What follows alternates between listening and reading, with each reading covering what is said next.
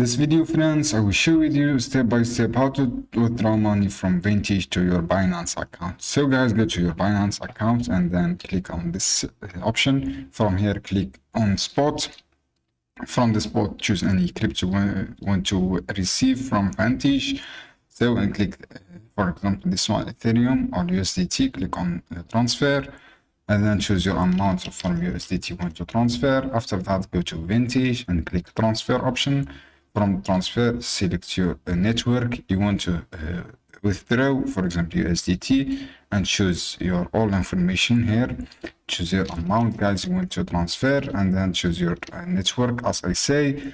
After that, guys, you should be verify your account. You should be complete your verification steps for identify verification with your ID, and then you can choose the network and copy the address or click withdraw option, this withdraw option, and then select your amount and then continue, and then you will add your address that come from your Binance. So guys, choose the address here and then you will copy to Vantage account. So guys, this is how you can do. Just click withdraw option and choose your account, eligible account, write your amount, and then you should be verify your verification. So this is how you can do, guys. I hope this guide helpful for you. See you on another video.